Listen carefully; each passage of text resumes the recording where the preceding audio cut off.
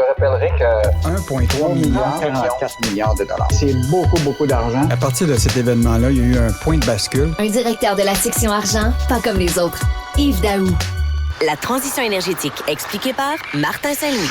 Pour passer des énergies polluantes à l'électricité propre. La transition énergétique expliquée par Martin Saint-Louis. Pour passer des énergies polluantes à l'électricité propre, ça prend un bon plan de match. La défense, c'est mieux consommer notre énergie. Faut que tout le monde joue sa game. Il a été payé combien pour ça? Hein? Tout le monde s'est posé la même question quand on a vu cette pub-là. Il a été payé combien pour faire ça? Bon, ben Richard, on a fait toutes les démarches qu'on était capable de faire avec David Écoto, le journaliste. Donc, Hydro-Québec nous a confirmé que c'est la pub télévision, là. C'est une campagne de 2,4 millions, justement, pour parler de la transition énergétique. Et le journal a tenté de savoir combien il avait été payé. Et là, voici la citation. Le cachet versé à Martin Saint-Louis est une information confidentielle, protégée contractuellement. Celui-ci est couvert par le budget global de la présente campagne publicitaire.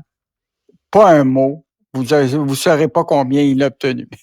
Pourquoi? Donc, une société publique, tu comprends-tu, pour laquelle, écoute, mettons là, Richard, là, mettons qu'il y a eu, 100 000 50 000 dis-les, tu sais, puis évite, pas la controverse, mais le fait de pas vouloir le dire, ça veut dire quoi? Donc, oui. Donc, là, nous autres, on a parlé des experts. Là. Tu sais, normalement, ça peut varier. Là, mettons, il y a eu 50 000 à 250 000 pour ce type de production-là. Donc, je te rappellerai quand même que Martin Saint-Louis a signé un contrat de 3 ans en juin 2022 avec le Canadien. Son salaire n'a pas été dévoilé, mais selon plusieurs sources, son salaire serait de 3 millions de dollars américains par saison. Fait que je suis pas certain qu'il y a besoin vraiment de l'argent d'Hydro-Québec, tu comprends-tu, pour faire ce type de publicité-là. Souviens-toi des pubs, les pubs de Saint-Hubert. On demandait à des personnalités de faire des pubs. Denise Bombardier avait fait une pub de Saint-Hubert, puis on leur payait pas, on leur donnait pas un salaire. On disait, on va donner de l'argent à votre organisme de charité de votre choix. Je trouvais que c'était une très bonne idée, ça. Donc, peut-être qu'il aurait pu dire ça, hein, Martin Saint-Louis, c'est-à-dire que si tu acceptes d'être des porte-parole d'Hydro-Québec, nomme-nous un organisme de charité que tu aimes bien, puis on va donner de l'argent à cet organisme-là. Richard, j'ai encore une meilleure idée. On devrait engager Sophie Bourgeois, qui est la comédienne, tu comprends-tu, pour faire une pub d'Hydro-Québec. Puis elle explique comment ne pas être branché avec Hydro-Québec pendant plusieurs mois, tu comprends-tu? Puis comment, là, c'est le bordel que tu es obligé, justement, d'aller camper pendant l'hiver parce que tu n'es pas branché. Mais ça serait une bonne pub, ça serait non? très bon. Ou alors Christine Beaulieu qui a fait J'aime Hydro. ça serait bon, ça. Alors, ils veulent rien savoir. Donc, on rappelle, c'est une société d'État. Il me semble que ça devrait être transparent, mais ça a l'air que non. L'Hydro-Québec, c'est l'État dans l'État. Faut lire Michel Gérard aujourd'hui, qui revient là, sur ce texte-là. C'était Francis Alain, je pense, qui avait écrit, là, on se lance dans la filière électrique sur la base de quoi? Une étude un peu écrite là, sur le bord d'un coin de table? Oui.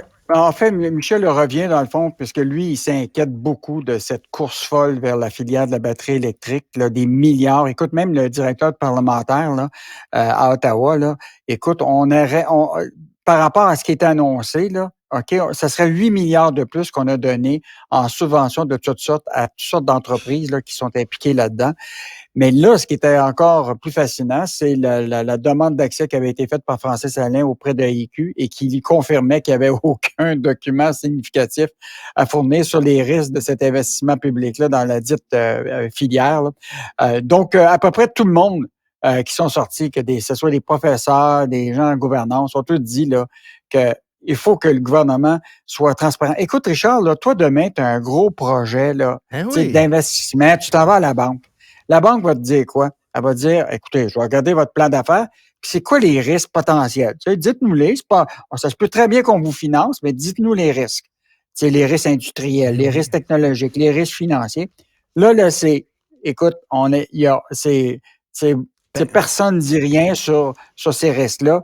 Et donc, Je Ben, pense que comme dit Michel, vraiment... parce que Michel, il n'est pas contre la filière électrique. Là. Il dit, Non, effectivement, non. là, les chiffres le disent que c'est l'avenir, c'est la filière électrique. Sauf que, bon, il y a d'autres pays très riches qui vont aussi essayer de profiter du Klondike, qui vont financer leur secteur. Puis nous autres, ben, écoute, il va y avoir la compétition. Est-ce qu'on va pouvoir sortir notre épingle du jeu, comme on dit? C'est des questions qui se posent. Et là, ça prend des études, ça. Puis là, ils se sont lancés là-dedans, gang-haut, sans études. Juste, on a commencé à surveiller un peu ce qui se passe à travers le monde. Là. Ce qui est clair, là, c'est que déjà le prix du lithium a baissé. Là, je te dis qu'il sert beaucoup aux batteries parce qu'il y aurait une surproduction. Actuellement, les prix des voitures électriques, là, tu sais que ça a chuté, les ventes aussi. Puis là, tu as de plus en plus de gros joueurs en Asie qui sont dans la fabrication des batteries pour faire en sorte que ces batteries-là soient à un prix qui va être vendu aux compagnies d'automobiles le meilleur marché possible. Donc, c'est sûr que c'est plus facile de peut-être faire ça en Asie où que les salaires sont probablement plus bas. Écoute, Richard, même la compagnie pétrolière Exxon se lance dans la production du lithium. Fait qu'imagine-toi, il y a des gros joueurs là-dedans, là. Ben oui. Et le Québec, là, est-ce qu'on va tous mettre nos yeux dans le même panier? Ben c'est ça, puis eux autres vont avoir pas mal plus d'argent que nous autres. Là. Ils vont pouvoir aider leurs entreprises, là, full pin, comme on dit en anglais. Donc, nous autres, est-ce qu'on va pouvoir compétitionner contre ces pays-là qui ont des poches pas mal plus profondes que les nôtres? C'est des questions qui se posent. Tu veux parler des sociétés d'État dont les profits baissent?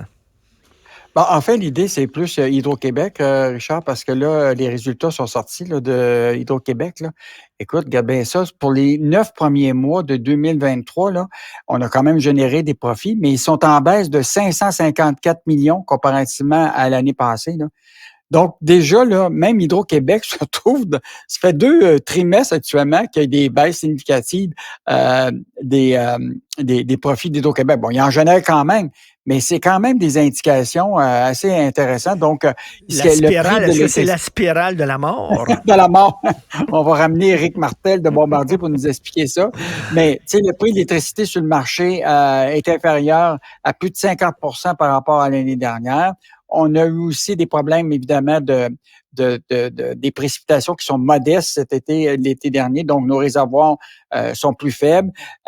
Donc, il est clair là, que Michael Sabia se retrouve là, avec des états financiers qui sont peut-être moins drôles que ça l'était dans le passé. Et là, en plus, on doit réinvestir. Comprends-tu? Là, on va investir des milliards pour évidemment, pour de la production. On va être des milliards pour la fiabilité de notre réseau.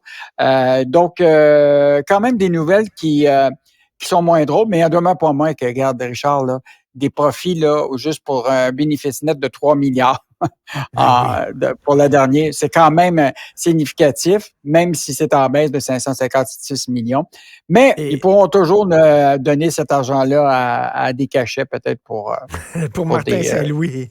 Et en terminant, là, il y a Pierre-Carl Péladeau qui est allé à Ottawa hier devant les audiences du CRTC puis qui a dit que TVA est poussé dans ses derniers retranchements, puis il a dit, écoutez, il faut changer les règles du CRTC. C'est des règles qui ont été adoptées là, à l'époque de la télévision noir et blanc quasiment. Là.